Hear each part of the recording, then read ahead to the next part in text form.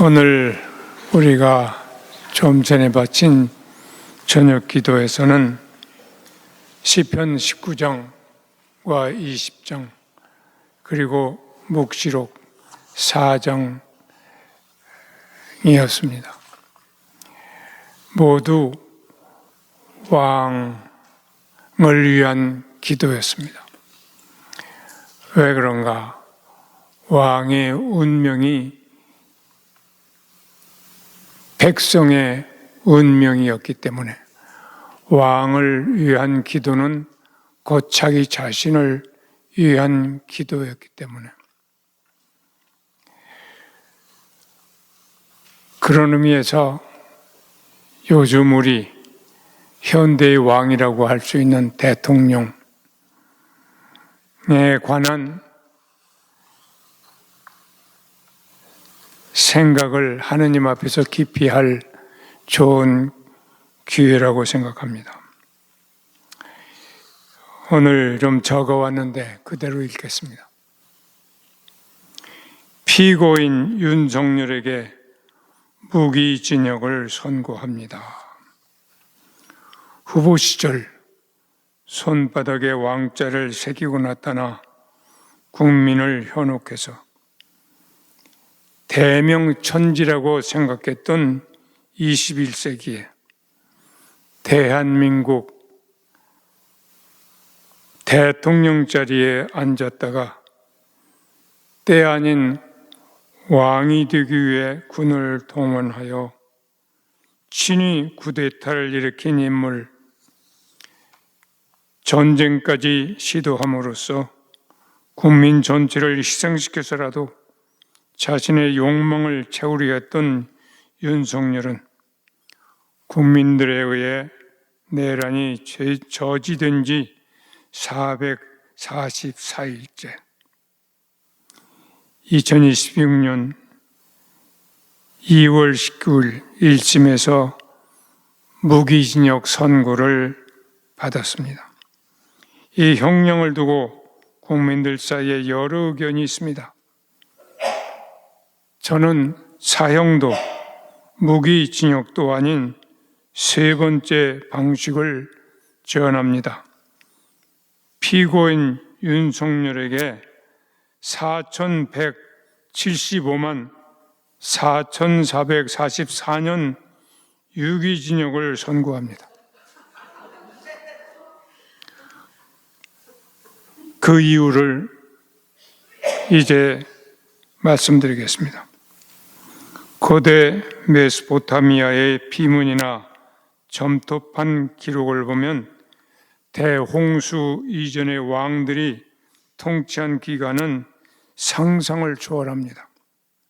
최초의 왕 알룰림은 28,800년을 다스렸다고 기록되어 있고 8명의 왕이 총 24만 1200년 동안 통치했다는 기록도 있습니다. 이 숫자는 생물학적 수명이 아니라 상징적 의미를 지닙니다. 고대 근동에서 왕은 신과 인간 사이의 중재자였습니다. 왕의 통치 기간이 길었다는 것은 그만큼 신의 축복을 받고 살았다는 것을 의미합니다. 달리 말하면 왕의 통치 기간 1년은 그의 통치 아래에 있는 백성의 수를 곱한 기간에 해당한다는 것이었습니다. 이 비슷한 사상이 오늘날에도 미국 돈 1달러짜리의 그림과 글로 새겨져 있습니다. 그러면 당시 그 지역과 주변 지역의 도시국가들에 살고 있던 인구는 얼마나 되었을까? 우르크, 길가메시의 신화에 나오는 그 도시, 기원전 2900년, 거의 5000년 전, 성벽 내부와 주변 지역을 합쳐 약 5만 명에서 8만 명이 살았답니다. 당시 인구 전체 사정을 고려하면 오늘날 서울 무슨 동경, 뉴욕, 파리, 런던과 못지않은 대도시였던 것입니다.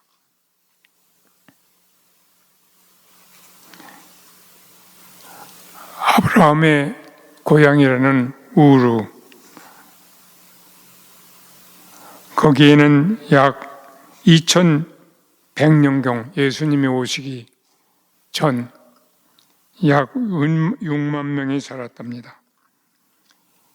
가나안과 이스라엘은 지형상 그렇게 큰 도시를 이룰 수 없어서 규모가 훨씬 작았죠. 예리고 2,000명, 예루살렘 2,000명에서 5,000명. 큰 축제 때에는 그 몇 배가 되는 인구가 모여들었죠. 그런 시대, 그런 나라에서 백성들의 운명은 전적으로 통치자의 손에 달려 있었습니다.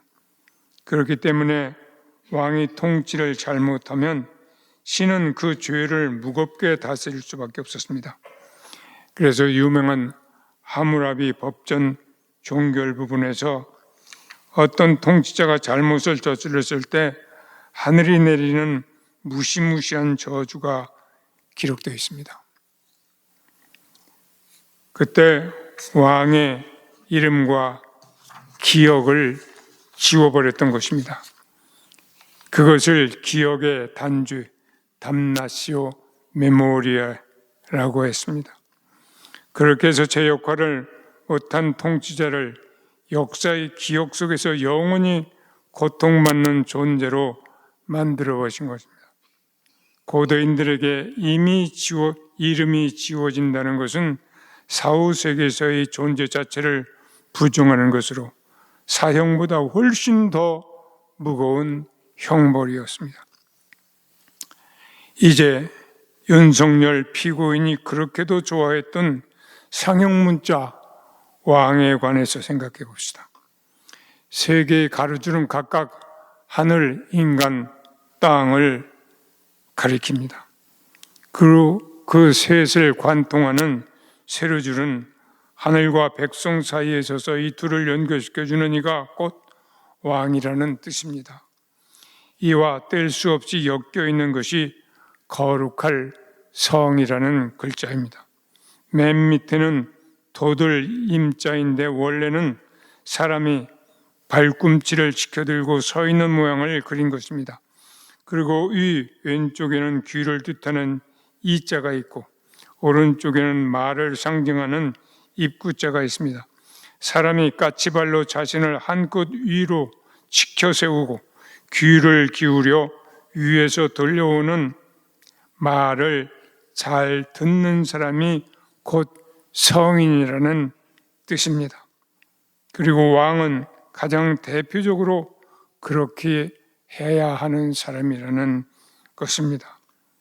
그런 왕은 성군이라고 했고 반대는 폭군이라고 했습니다. 여기서 폭이라는 글자는 동물을 잡아 배를 가르고 가죽을 벗겨 햇빛 아래서 말리는 모양을 그린 것이라고 합니다.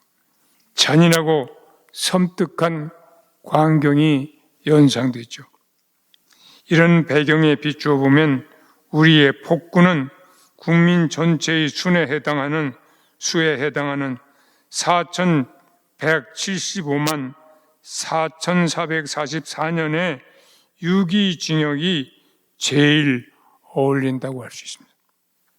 이처럼 엄청난 수의 사람들을 한꺼번에 죽일 뻔한 때문이었습니다. 이렇게 보니 성경 말씀이 떠오릅니다. 주 야훼가 말한다. 망하리라. 양을 돌보아야 할 몸으로 제 몸만 돌보는 이스라엘의 목자들아. 너희가 젖이나 짜먹고 양털을 깎아 옷을 해 입으며 살진 놈을 잡아먹으면서 양을 돌볼 생각은 않는구나. 주 야훼가 말한다. 목자라는 것들은 내 눈 밖에 났다. 나는 목자라는 것들을 해고시키고 내 양떼를 그 손에서 찾아내리라. 바로 그 때문에 세상에 오신 그리스도께서는 말씀하십니다. 나는 참된 목자다. 착한 목자라는 말은 더 의미에 가깝게 번역하자면 진짜라는 말이죠. 나는 참된 목자이다. 참된 목자는 자기 양을 위해서 목숨을 바친다. 이 모든 것을 배경으로 하면 우리가 방금 들은 성서의 말씀이 새롭게 들립니다.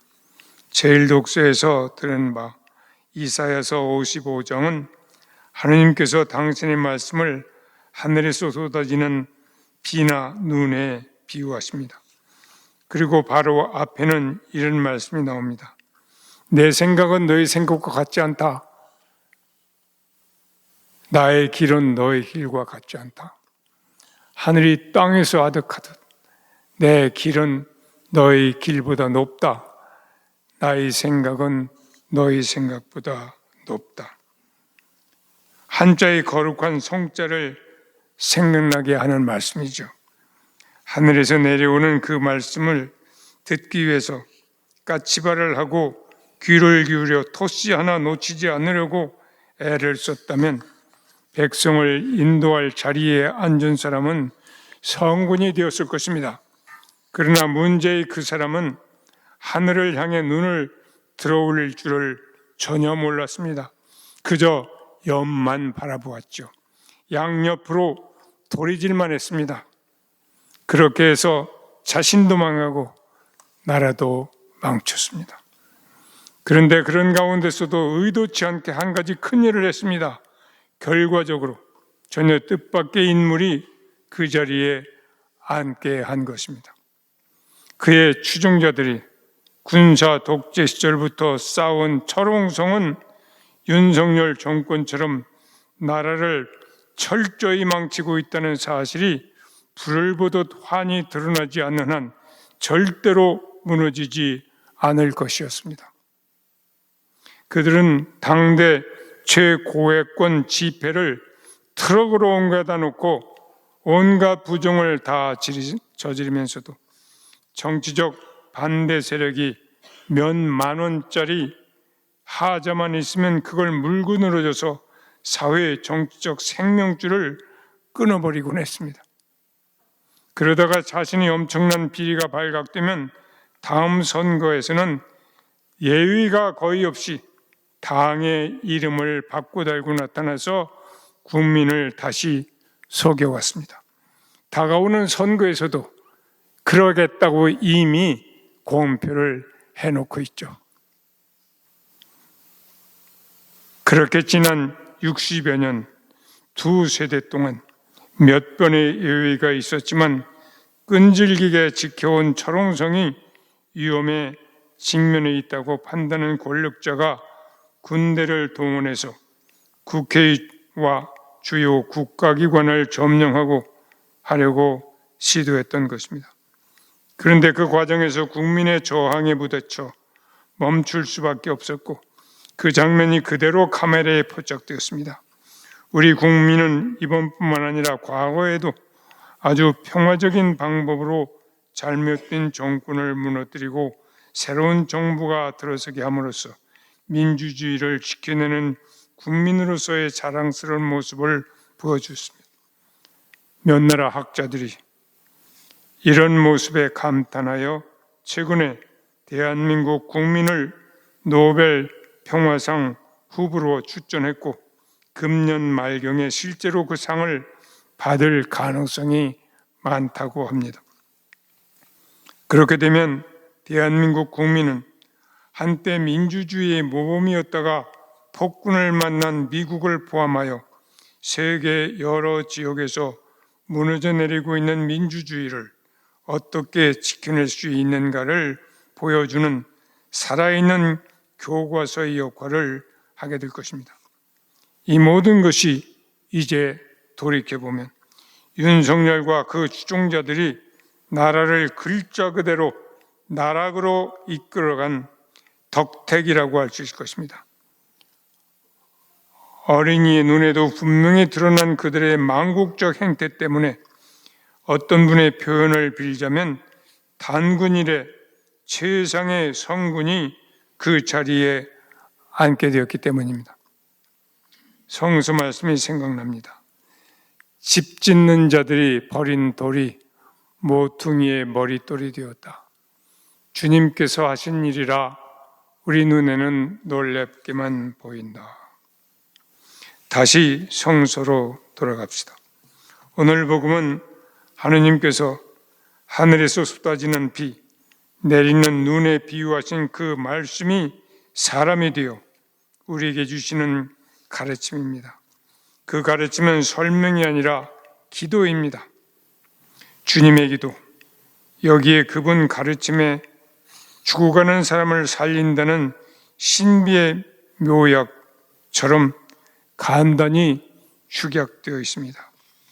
하늘에 계신 우리 아버지, 우리 인간은 이 땅에서 유일하게 발은 땅을 딛고 머리는 하늘에 두고 서서 걷는 존재입니다.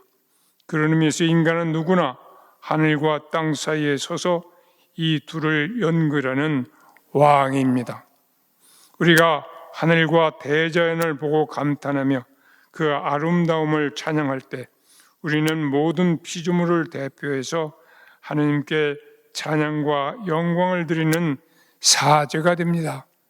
그리고 왕과 사제는 사실상 같은 것입니다. 우리 아버지, 이 세상 누구를 보고도 아버지라고 부르지 마라. 너희 아버지는 하늘에 계신 아버지 한 분뿐이시다. 그분을 우리 아버지라고 부르는 순간 우리는 이 세상의 모든 사람들을 형제 자매로 인정하고 선포하는 것입니다. 아버지의 이름이 거룩히 빛나시며 아버지의 나라가 오시며 아버지의 뜻이 하늘에서와 같이 땅에서도, 우리는 바로 이 일을 위해서 부름을 받은 사람들입니다. 마지막 막가파 지존파도 감옥에 들어가 보면 오랜 세월이 지나니 마치 흙탕물이 가라앉아 맑은 물로 바뀌듯 하느님이 주신 본래의 마음을 되찾아 세례 성사에 이어 견진 성사까지 받았습니다. 이와 같이 윤석열과 그 추종자들도 인생 대학이라고도 하는 감옥에 들어가 국비 장학생으로 오래 살다 보면 하느님이 주셨던 본래의 마음을 되찾을 수도 있을 것입니다. 인간 사회와 대자연이 말세라도 된 듯 과거에 없이 미쳐 날뛰는 듯한 이때 죄악까지도 선으로 바꿔줄 수 있는 하느님께서 우리 모두를 불쌍히 여기시오. 인류가 여기서 바닥을 치고 희망을 향해 솟아오르는 계기를 바꿔주시라고 기도합시다.